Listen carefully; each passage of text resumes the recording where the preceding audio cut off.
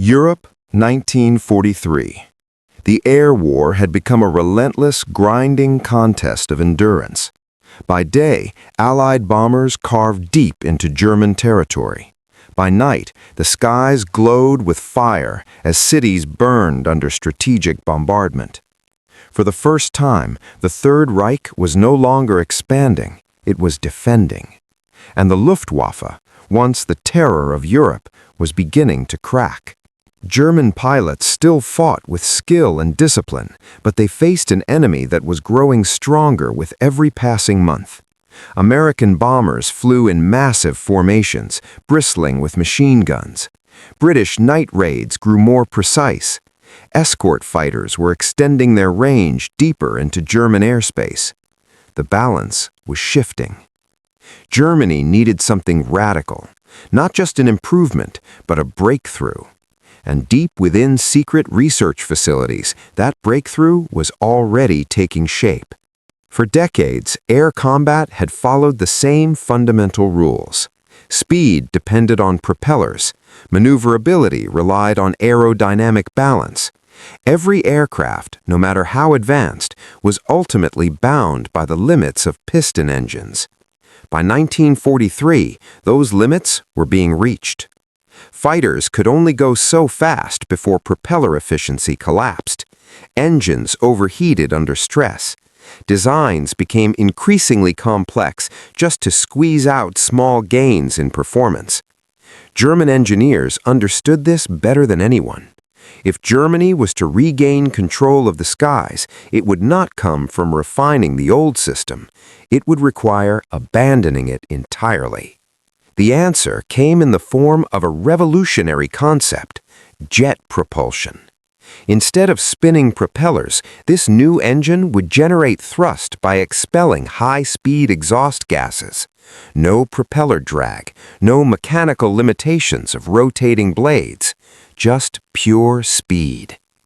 The result was unlike anything the world had ever seen. An aircraft capable of flying hundreds of miles per hour faster than its propeller-driven counterparts. An aircraft that could strike and vanish before enemies even had time to react. This was not evolution, it was transformation. When the first operational jet fighter took to the skies, it changed everything. Pilots who encountered it described something almost surreal.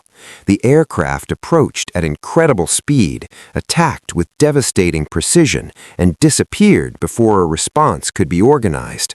Conventional tactics no longer worked. Dogfighting, a skill that had defined aerial combat, became nearly irrelevant against such speed. For Allied bomber crews, the experience was terrifying. One moment the sky was clear, the next a jet had torn through the formation. Allied intelligence struggled to understand what they were facing. Reports from pilots seemed exaggerated, speeds that defied known limits, attacks too fast to counter. At first, some dismissed these encounters as misidentifications or panic, but the evidence kept mounting. Something new had entered the war, something Germany had been developing in secret while the Allies focused on mass production and strategic bombing.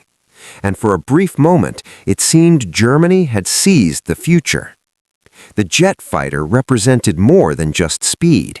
It embodied a completely new philosophy of air combat. Instead of engaging in prolonged dogfights, it relied on hit-and-run tactics. Instead of maneuvering for position, it used overwhelming velocity to dictate the terms of engagement.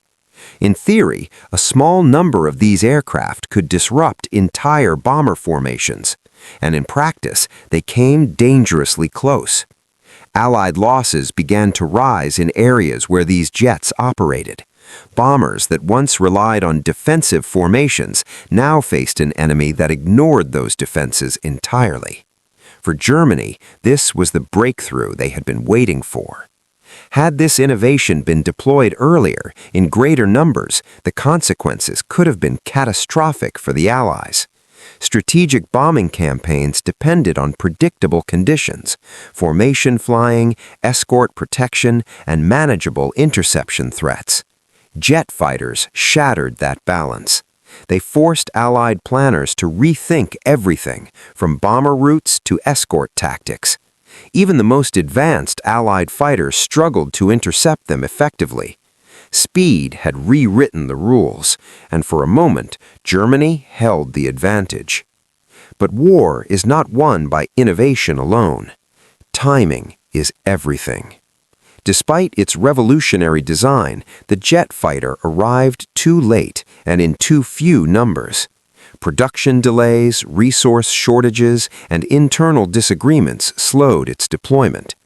Germany's industrial base was already under constant bombardment. Factories struggled to maintain output. Fuel supplies dwindled. Even the most advanced aircraft is useless without fuel, trained pilots, and logistical support.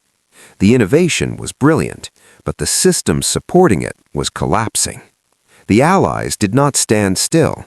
They studied the new threat, adapted their tactics, and leveraged their greatest advantage, overwhelming production.